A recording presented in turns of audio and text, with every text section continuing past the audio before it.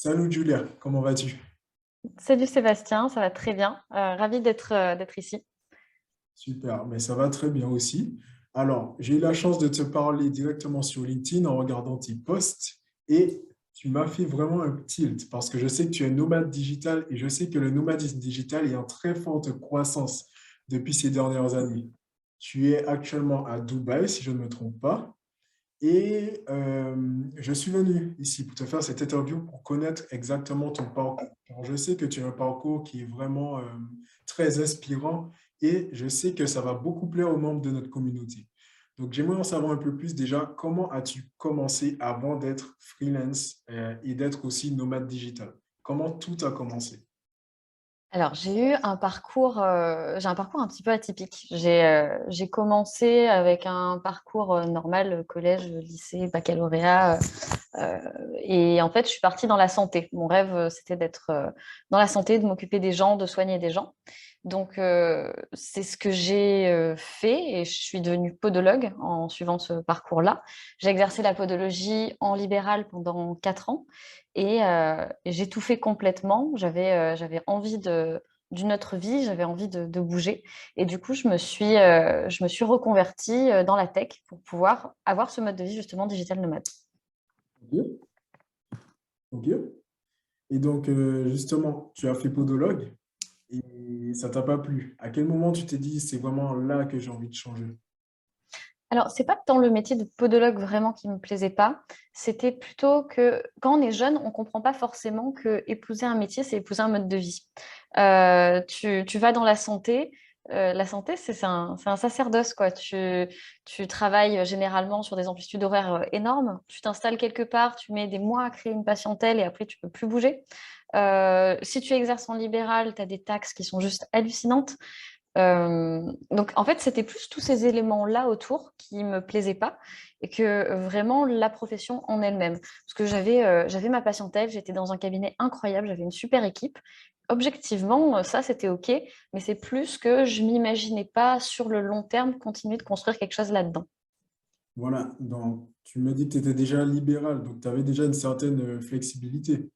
Tu choisissais Bah, ton... ouais, alors quand tu es libéral dans la santé, tu as la liberté de travailler beaucoup, quoi.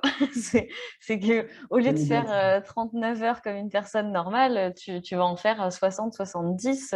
Et puis, tu vas avoir quand même des patients qui ne seront pas contents parce que tu les as pas pris à 20 heures le soir ou le samedi après-midi quand eux, ils ont des dispos. Enfin, c'est beaucoup de travail et beaucoup de pression, je trouve.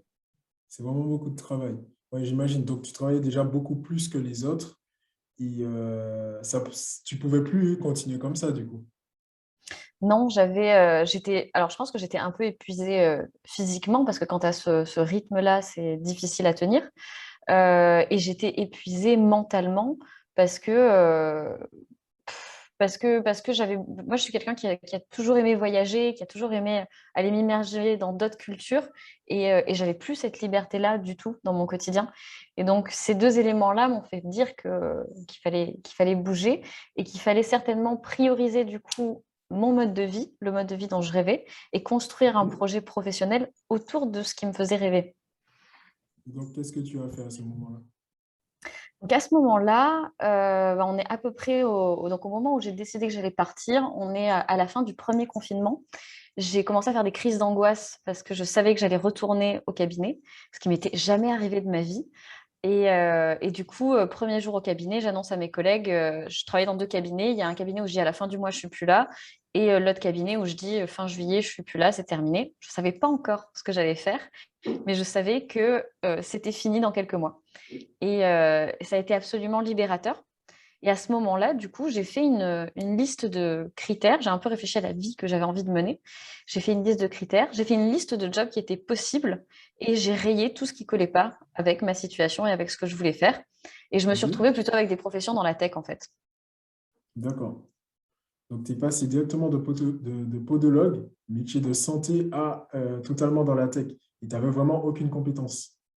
Zéro. Je savais pas ce que c'était la SEO. Je savais pas du tout comment créer un site web. J'avais jamais codé de ma vie. J'étais pas du tout familière avec tout ça.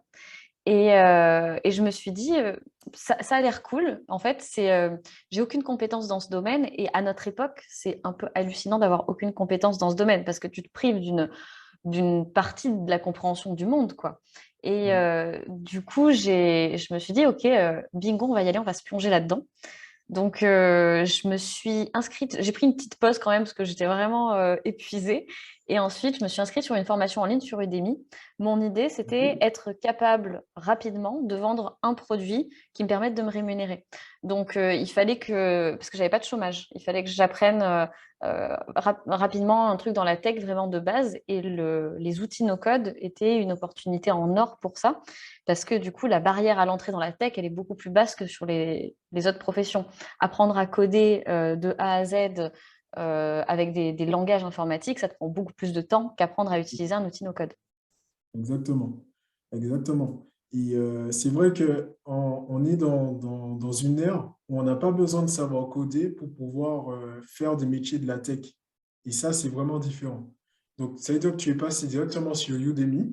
Déjà, Udemy, on sait que les formations, elles sont pas très chères. Donc, tu as pu, je sais pas, tu as dépensé ta première formation maximum une centaine d'euros, j'imagine. Même pas, 15 euros. Voilà, même exactement. Donc, tu as utilisé 15 euros que tu as pu rentabiliser par la suite. Ah, je l'ai plus que rentabilisé. Ça a été Là, avec cette ça a été formation. Ah oui, j'ai vraiment eu les bases. Alors, mes premiers sites étaient vraiment pas fous, mais c'était OK. J'avais des tarifs très bas. Mes premiers clients étaient au courant que c'était mes premiers sites et ils étaient très satisfaits du résultat pour ce qu'ils avaient payé. Donc voilà. Et après, j'ai appris avec plein d'autres ressources, mais c'est clair que j'ai rentabilisé au maximum sur ces 15 euros investis sur Udemy, quoi. OK. Donc, si je résume, pas de chômage, on ne veut pas retourner dans la santé et on a dépensé 15 euros en formation pour commencer dans un métier qu'on ne connaît absolument pas et dont il y a des personnes qui ont déjà des années et des années d'expérience. J'imagine que tu avais le syndrome de l'imposteur, excuse-moi, lorsque tu as commencé. Alors, je pense qu'on l'a toujours un petit peu. En fait, mais je pense que c'est bien de se dire qu'on doute un petit peu de ses capacités, puis ça permet de se remettre en question et ça permet de s'améliorer. Le syndrome de l'imposteur, je l'ai eu au début quand j'étais podologue, et je pense que j'ai fait un très gros travail sur moi quand j'étais podologue à ce niveau-là. Et quand je suis arrivée dans la tech, j'avais beaucoup moins ce sentiment. Je me disais que j'étais en accord avec les tarifs que je faisais, que j'étais honnête avec mes clients sur mes compétences et que je faisais toujours de mon mieux dans ce que je faisais. Et du coup, j'ai pas eu énormément le syndrome de l'imposteur. Mais ça a été un travail que j'ai fait dans une autre situation en amont. OK. Donc, ouais, tu as eu l'avantage de, parce que tu as fait podologue, de ne pas l'avoir. Mais c'est vrai que Ouais, pour les personnes qui commencent et qui n'ont pas fait ça auparavant, ça peut être un peu difficile. Mais ça va, toi, tu as pu passer outre. Donc, OK, ouais. là, tu étais là, tu as fait ta formation. Et je pense que là, je vais te poser la question que tout le monde se pose au début lorsqu'il commence quelque chose. C'est comment tu as trouvé tes premiers clients? Comment Alors, tu as... j'ai eu un premier coup de chance énorme. Du coup, j'étais à Dubaï quand j'ai commencé mon voyage et que j'ai commencé mon activité en freelance. En fait, j'étais dans une soirée où il y avait une chirurgienne qui, euh, qui parlait, qui disait qu'elle avait besoin de monter un site internet, tout ça. Et moi, je lui ai dit, ah, bah, moi, je crée des sites internet. Et elle m'a dit, OK, t'étais podologue avant, tu crées des sites internet, bah, c'est toi qu'il me faut pour faire le mien, quoi. Et donc, j'ai vendu mon premier site comme ça, autour d'un verre dans un bar, juste en parlant de ce que je faisais, en fait. Donc, ça, je pense que ça a été vraiment un coup de chance. J'avais même pas fini ma formation sur Udemy, j'avais vraiment rien fait. Et ensuite, je pense que ce qui était moins du ressort de la chance et qui peut être appliqué à d'autres personnes, j'avais décidé de documenter ma reconversion un petit peu sur LinkedIn. Donc, je racontais les étapes, là où j'en étais, ce que j'apprenais. Et à la fin de ma formation, j'ai fait un post sur LinkedIn donc, je faisais des posts où je documentais ma reconversion, les étapes de ma reconversion, de mon apprentissage, tout ce que j'apprenais de nouveau. Et à la fin de ma formation Webflow Figma, j'ai décidé de faire un post en proposant mes services, en faisant une offre forfaitaire sur une création de site, genre 5 pages, un site vitrine, en expliquant que c'était pour m'aider à faire mon portfolio et que du coup, je faisais ça à 500 euros. Voilà. Et en fait, le post a bien pris. Et j'ai eu pas mal de personnes qui m'ont proposé enfin, qui m'ont dit, OK, moi j'ai besoin d'un site, ça matche bien avec mon budget. En plus, j'ai pas trop de fonds, donc ben, je suis partant pour faire ça avec toi. Et donc, j'ai eu 3 sites comme ça dans les premiers mois, quoi. C'est comme ça Ok. que j'ai eu mes premiers clients. Donc, c'est vraiment LinkedIn. Ton premier client, c'est le réseau. Donc, c'est vraiment bien de savoir, de se dire que lorsqu'on commence un truc, c'est bien d'en parler vraiment autour de soi pour que tout le monde puisse savoir ce qu'on fait. Ça, c'est Mm. important. Ouais. Et j'imagine que ta cible, tu m'as dit que c'était du Webflow Fimba. Bon, pour tous ceux qui ne savent pas, c'est que Julia, elle crée des sites pour les entreprises et ta cible se trouvait sur LinkedIn, c'est ça? Alors, j'ai 2 grandes cibles. J'ai les startups qui utilisent pas mal les outils no-code pour lancer des projets rapidement à moindre coût et qui après investissent dans du code sur des projets plus long terme. Ou alors les professionnels de santé qui ont envie de communiquer sur leur cabinet. Donc, j'ai un peu ces 2 cibles-là. Sur LinkedIn, je visais plutôt les entreprises et avec mon réseau, je visais plutôt les professionnels de santé. Ok, d'accord. Et ça a bien pris. Ton premier poste, t'as eu, enfin, ton poste a bien pris et tu as eu genre 3 missions de son coup. Exactement. Comment tu te sentais à ce moment-là? Comment? Comment tu te sentais à ce moment-là? Ah ben, moi, je croyais que ça y est, j'avais cassé le game et que ça allait rouler et que ça allait marcher, que j'avais plus rien à faire en fait. Je me suis dit, je vais poster un petit peu sur LinkedIn de temps en temps et puis je vais avoir des clients qui vont venir. Et puis après, il y a le bouche à oreille avec les professionnels de santé et ça ira très bien. Sauf que ça s'est pas tout à fait passé comme ça et Ah, que une fois que j'ai passé cette période où j'ai eu un petit peu de chance, où le premier poste a bien marché, eh ben, je trouvais plus rien. Et j'avais des dépenses quand même assez importantes parce que quand tu voyages et que tu as envie de profiter sur place, tu dépenses pas mal d'argent. Et du coup, je me suis retrouvée, donc quand j'ai commencé mes premiers sites, on était en septembre, et je me suis retrouvée en janvier, j'avais plus de mission client, j'avais plus de liquidité disponible pour vivre, et je commençais à me dire, là, si je dois payer un billet d'avion pour rentrer en France, ça commence à être chaud. Et j'ai plus d'argent pour vivre. Et du donc tu coup, n'avais pas le j'ai choix. j'avais plus le choix. J'étais dos au mur et je savais plus du tout comment faire. Donc, je me suis mise à faire du cold emailing, qui a été un échec monumental. J'ai envoyé à la main des mails personnalisés à 500 destinataires différents et j'ai eu un taux de conversion de zéro. J'ai Waouh, fait ah ouais, zéro vente. ah C'était ouais. vraiment Ok. un échec cuisant. J'y ai passé peut-être 2 semaines à faire ça. Donc, T'as vraiment fait un très, par très. un chaque email.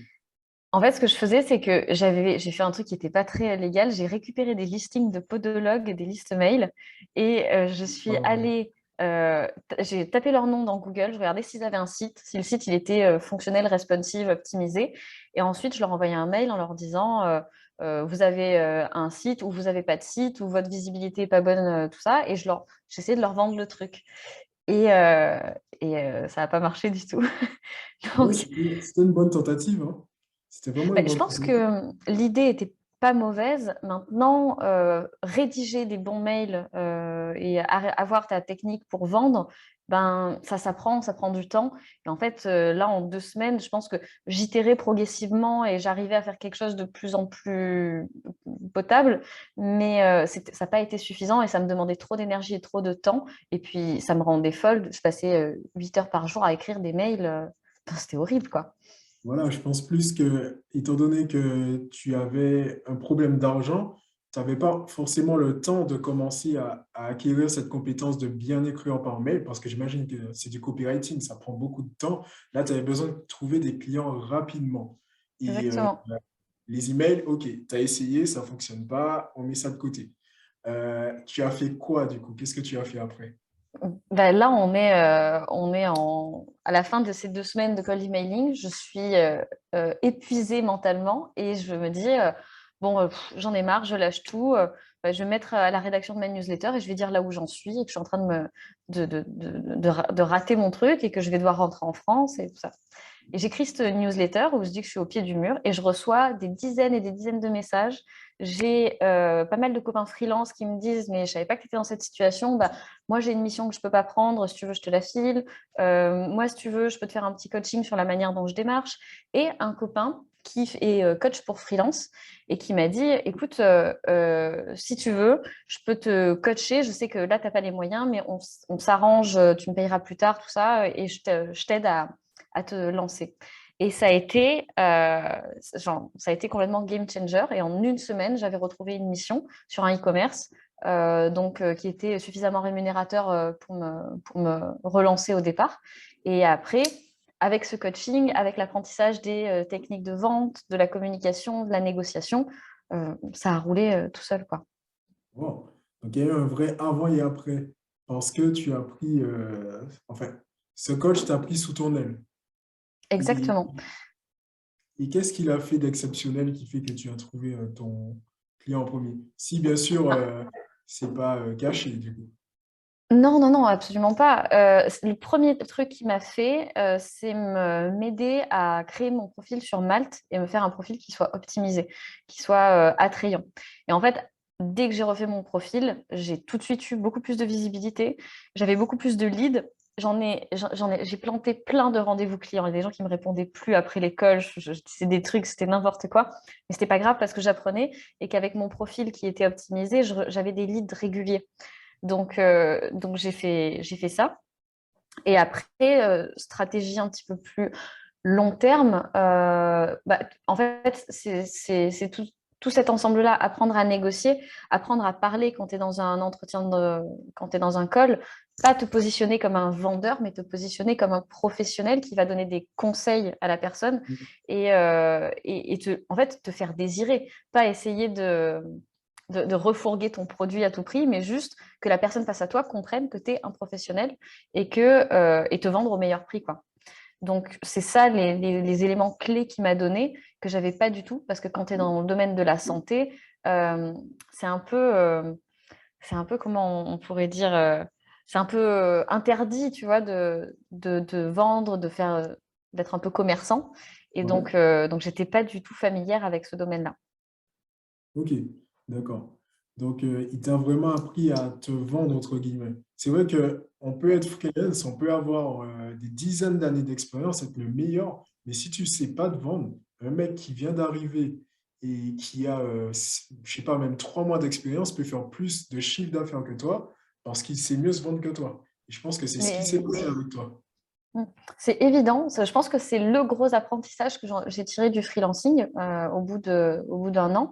C'était si tu es le meilleur freelance du monde, mais que personne ne le sait et que tu n'es pas capable de le démontrer, et personne ne voudra t'acheter. Personne ne voudra acheter tes services.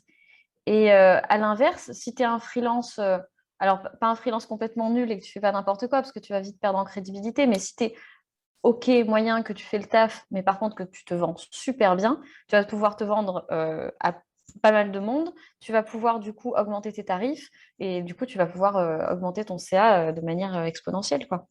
Exactement. Et je pense que cette expérience, ça peut être une leçon à en tirer. C'est que nous, lorsqu'on veut commencer en freelance, on va toujours se dire, tiens, j'ai pas l'expérience, il faut vraiment que je monte en compétence pour devenir le meilleur. Et là, je vais commencer à chercher des clients. Mais en fait, non. C'est lorsque je commence, je peux déjà commencer à démarcher des clients et augmenter justement ma compétence de vente, savoir vendre. Et en même temps, tu vas apprendre sur le terrain, en fait. Et c'est ce que tu avais fait au début, c'est ce que tu m'avais dit. C'est que tu as appris sur Exactement. le coup. Tu savais pas totalement faire, mais tu l'as fait sur le coup. Et on n'a pas besoin d'attendre 6 mois, un an pour euh, commencer à démarcher, alors qu'il y a déjà des personnes qui ont un besoin, qu'on peut répondre à leurs besoins et on peut déjà commencer notre carrière de freelance comme ça. Et ça, je pense que c'est un enseignement qu'on peut en tirer dès le début. Tu en penses quoi? Exactement. Je suis entièrement d'accord. Et je pense que ça s'applique à toutes les professions. Pareil, c'est quelque chose que j'ai découvert quand j'étais podo. Quand tu es professionnel de santé, si tu veux, le corps humain, quand tu sors de l'école, tu connais genre ça.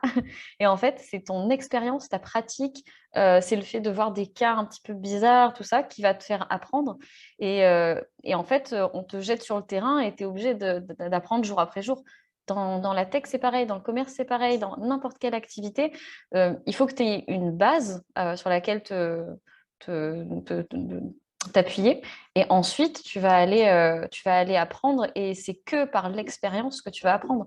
C'est d'ailleurs le meilleur moyen d'apprentissage, c'est de mettre les mains dedans, d'être au pied du mur. Tu vas être plus stimulé, tu vas apprendre plus vite et tu auras plus de motivation. Et donc, ça va te permettre d'apprendre plus vite et de mieux retenir. Exactement, je suis totalement d'accord avec toi, hein. Je suis persuadé qu'on apprend beaucoup plus vite et beaucoup mieux lorsqu'on met les choses, lorsqu'on fait les choses plutôt que de réfléchir. Bien On a sûr. besoin de la connaissance, ça c'est clair, mais il faut appliquer cette connaissance, ça c'est clair et net. Donc, si on retourne sur ton parcours, tu as tes 3 clients grâce à ton poste. Après, ça n'a pas marché, la hype est redescendue. Tu as contacté un peu ton réseau, tu as pris un coach en freelance, il t'a permis d'avoir un client, si je ne me trompe pas, un client en moins d'une semaine Oui, sur Malte. OK? oui. Donc, ton profil il était optimisé. Malte, pour ceux qui ne savent pas, c'est une plateforme de freelancing qui met justement les freelances et les entreprises en contact. Donc, tu as trouvé ton client. Moi, j'imagine qu'avec un client, ça t'a permis de sortir à la tête de l'eau, mais ça t'a pas permis d'en vivre plus que ça. Non, alors je crois que j'avais pris, je sais plus, 2005, juste pour l'intégration d'une maquette et OK? la programmation du e-commerce. Donc, ça m'a permis de tenir un mois et demi au Costa Rica, quoi. Et sachant que j'avais plus trop de sous, enfin, j'étais à peu près à l'équilibre, mais du coup, après, ça te donne le temps de retrouver d'autres choses. En fait, ce que ça m'a donné, c'était du temps et c'est tout ce qu'il me fallait pour continuer d'apprendre et continuer de chercher de nouveaux clients. OK, d'accord. Et après ça, maintenant? Et après, donc, mon activité, elle était un petit peu en dents de scie parce que j'avais encore un portfolio qui était un petit peu maigre, parce que mon profil, bah, il y avait quand même qu'une mission ou deux réalisées dessus. Donc, j'avais une activité un petit peu en dents de scie, mais c'était OK, ça commençait à prendre tout doucement. Et en fait, ça a vraiment explosé quand j'étais au mois d'août, où j'ai plein de missions qui sont arrivées en même temps et mon chiffre d'affaires, il est passé. Je crois que au mois de janvier, j'ai fait zéro de chiffre d'affaires. Jusqu'au mois de mai, j'étais un peu sur des périodes oscillantes. À partir du mois de mai, je gagnais ma vie, ça couvrait mes charges complètement. Et au mois d'août, j'étais à 5K de CA mensuel. Donc, OK. ça a pris rapidement. Ça a bien pris. Et Mm. ça a fluctué. En fait, entre janvier et mai, c'était en train vraiment de fluctuer. Et en Mm. mai, ça a vraiment fonctionné. Donc, on va dire que tu avais vraiment, entre guillemets, compris le truc, si je ne Oui, me trompe c'est pas. ça. Tu avais compris. Exactement. En fait, je pense que la grosse différence, c'est que je ratais moins de calls clients. Une fois que j'étais en call, j'étais confiante et généralement, si la mission me plaisait et que je faisais une offre cohérente, ça passait. Ok, d'accord. Et donc, depuis mai, si j'ai bien compris, le business, il fonctionne, on va dire, assez bien. Tu as des clients réguliers, mais c'est vrai que le fait de créer des sites Internet font qu'une fois que le site il est terminé, tu es obligé d'aller rechercher un client après, si je ne me trompe pas. C'est- Est-ce que Oui, ça, pour c'est un l'instant. problème pour toi ou pas?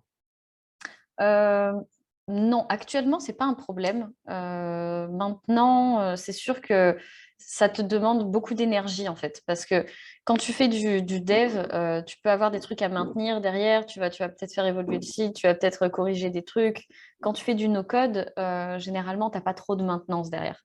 Donc, pour l'instant, ça ne me pose pas de problème, mais je suis en train de réfléchir à créer une autre activité, quelque chose qui soit moins lié à mon temps et qui me demande moins d'énergie dans la recherche de clients aussi, pour pouvoir être plus sereine. Exactement. Là, tu as dit quelque chose sur lequel j'ai envie de rebondir. Tu as parlé du temps. Lorsque tu étais podologue, tu travaillais 60 heures par semaine minimum. J'aimerais savoir actuellement à combien d'heures de travail tu fais par semaine et aussi par jour, du coup. En ce moment, c'est Est-ce honteux. qu'il y a eu un vrai changement? Est-ce qu'il y a eu un gros changement? Oui, il y a eu un énorme changement. Il y a un Bah, énorme déjà, changement. J'ai quasiment pas travaillé ces 3 derniers mois, justement parce que je suis un peu en phase d'introspection et j'essaie de réfléchir à un projet qui va me faire vibrer vraiment. Mais là, en gros, je travaille sur le mois, je travaille à peu près 5 à 6 jours pleins sur le mois. 5 à 6 jours. 5 à 6 jours sur le mois. Ouais. OK. Et ça te permet Parce qu'en largement fait, de vivre. oui, bah en fait, comme j'avais des leads réguliers et que j'avais plus de missions que ce que je pouvais en accepter, j'ai juste augmenté mes tarifs. Et du coup, avec les tarifs que j'ai actuellement, ben, 5 à 6 jours par mois, plein de travail. Donc, je compte 8 heures de travail par jour pendant 5 jours à peu près. C'est à peu près le temps que je travaille là depuis ces derniers mois. Par contre, mon chiffre d'affaires a baissé. Je suis plutôt autour de 3K par mois depuis le mois de novembre, mais parce que volontairement, je me suis libérée du temps. Et tu vois, là, je pense que ce que tu viens de nous dire montre qu'il y a une vraie différence entre le monde du salariat et le monde du freelancing. Parce que là, tu me dis que tu travailles 5 à 6 jours par mois et tu fais quand même 3 000 € de chiffre d'affaires à peu près. Ça veut dire C'est que ça. si toi, tu as envie de faire plus, tu peux largement faire plus puisque tu refuses même des clients. Et le monde du salariat, c'est plutôt, même si tu n'as rien à faire, tu vas venir au bureau, tu vas venir travailler, tu vas faire tes 8 heures par jour et tu vas rester là. Même si tu ne vas pas faire quelque chose qui va être plus bénéfique pour l'entreprise, tu vas regarder tes mails, ce genre de choses. Alors que, on va dire que le freelancing, c'est quelque chose qui te permet d'avoir la liberté temporelle. Tu as une liberté temporelle et tu peux décider de quand tu travailles et quand tu ne travailles pas. Si je me trompe pas. Exactement. Exactement. Tu choisis les jours, mais aussi les horaires, le format tout simplement de ta journée. Moi, il y a vraiment eu un avant-après. euh, le fait de passer en freelancing, maintenant, ma journée, c'est pas le travail le centre de ma journée. Ma journée, c'est moi, c'est ce que j'ai envie de faire. J'ai mes routines le matin où j'ai le temps de lire, j'ai le temps de méditer, j'ai le temps de faire du sport quasiment tous les jours. Et après, je me mets dans une période de focus et je travaille sur les trucs sur lesquels j'ai envie de travailler. Ça peut être de la création de contenu, ça peut être les sites sur lesquels les projets que j'ai en cours. En fait, je m'organise en donnant des deadlines à mes clients. Je leur dis, voilà, on va faire cette mission. Moi, je vise telle date pour la fin. Et mon truc à moi, c'est agencer mon temps en fonction de la deadline que j'ai donnée. Donc, je suis toujours dans les temps, mais je travaille en asynchrone avec eux. Je n'ai pas à être là entre 8 heures et 17 heures, quoi. Exactement. Et c'est là toute la différence, je trouve. C'est vraiment là toute la différence. Donc, j'ai une question pour toi. Pour les personnes qui nous écoutent, c'est...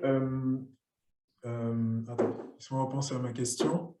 C'est justement comment faire pour se lancer. Il y en a qui ont très peur de quitter, j'imagine, le monde du salariat et de se lancer en freelancing parce que j'imagine qu'on a un loyer à payer, on a une entreprise, on a cette sécurité financière qui fait que se lancer se paraît un peu plongé dans le monde de l'inconnu.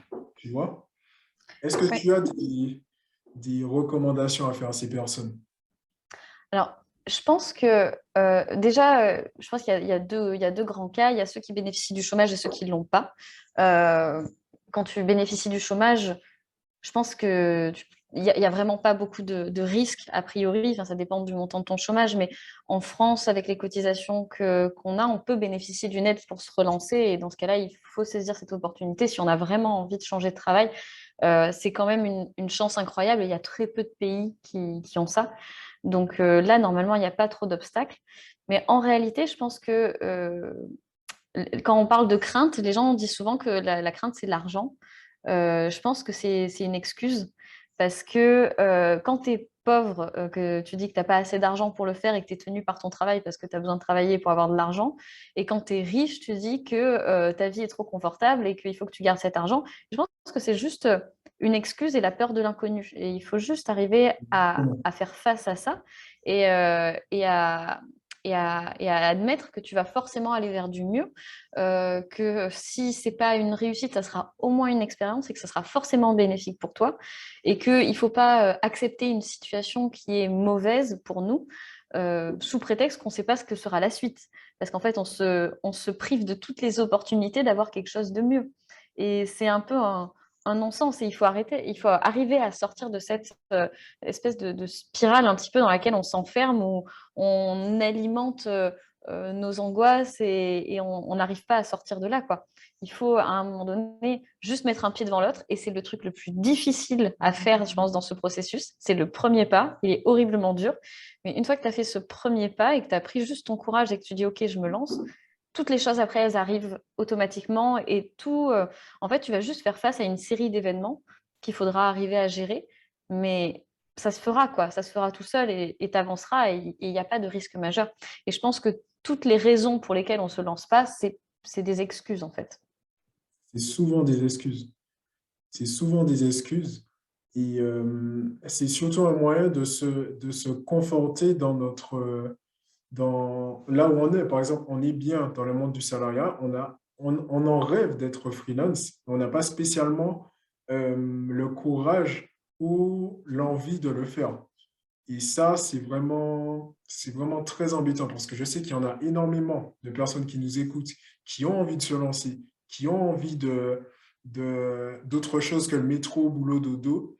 Et, et c'est vraiment dommage, en fait. On met un pied devant l'autre et les choses arrivent par elles toutes seules. On ne demande pas de quitter votre boulot et de faire les choses un peu sans s'y connaître, mais juste essayer, commencer par se former et trouver un client, voir comment ça fonctionne. Je pense que c'est déjà une bonne chose pour commencer et voir si ça nous plaît ou pas. Je pense que le choix le moins risqué, si vraiment on a peur, c'est side project à côté de son travail. Exactement. Apprends une compétence quand tu travailles. Prends-toi 2 heures le week-end pour apprendre une nouvelle compétence. Inscris-toi sur Malte, fais une mission dehors de tes heures de travail. Tu verras que bah, tu peux trouver des clients, que tu peux remplir le boulot et que tu peux générer de l'argent autrement et générer et travailler pour toi, en fait. Et ça, je pense que si on a vraiment peur de se lâcher des deux mains et de foncer dans l'inconnu, ben, dans ce cas-là, le side project, c'est une super option. Exactement. J'ai une dernière question pour toi. On arrive à la fin. C'est quelles ont été les personnes qui t'ont inspiré justement pour te lancer dans le freelancing?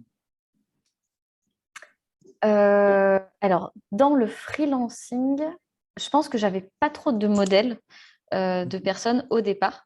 Je pense que avec mon copain avec qui je suis partie en voyage, on était tous les deux, hein, on s'est influencés mutuellement. On avait envie de liberté, on avait envie de créer notre activité et de bosser pour nous. Et donc, je dirais qu'à ce moment-là, il m'a inspiré, influencé, inspiré, tu vois. Et après, oui, j'avais pas trop. En fait, j'étais très éloignée de tout ce qui était dans la tech, de tous les freelances. J'avais aucun contact dedans. Je me suis juste dit, ouais, ça a l'air cool. Il y a des gens qui bossent depuis leur ordi aux quatre coins du monde. Let's go, quoi. Mais c'est vrai que Donc, j'avais pas trop de modèles tu n'avais pas de modèle, mis à part ton copain. qui, lui, n'était pas freelance non plus, mais juste qui était plus familier du milieu de la tech. Lui, à l'époque, il bossait dans une start-up à Paris. Et du coup, c'est un peu lui qui m'a montré ce domaine de la tech. Et après, l'idée du freelancing, bah, c'est juste que c'était pas envisageable pour moi de travailler pour une boîte parce que ça n'a jamais été envisageable de travailler pour quelqu'un dans ma vie. Ok, Julia, merci pour l'interview. C'était vraiment génial de t'avoir interviewé. Tu as vraiment un parcours très inspirant et j'espère justement que tu as pu en inspirer certains. Justement, Julia, vous pouvez suivre ce qu'elle fait directement sur ce compte LinkedIn, si je ne me trompe pas, et tu as également une newsletter, si je ne me Oui, trompe pas. je parle un petit peu de ma reconversion, mes apprentissages sur LinkedIn. Je vais un peu plus en détail dans ma newsletter et après, je partage mes voyages et mon quotidien sur Insta. Donc voilà, si vous êtes intéressé par ce que fait Julia, je vous mets le lien en description et n'hésitez surtout pas à y aller. Ce qu'elle fait, c'est vraiment super. Vous ne serez vraiment pas déçus. Tu m'as bien Salut! vendu.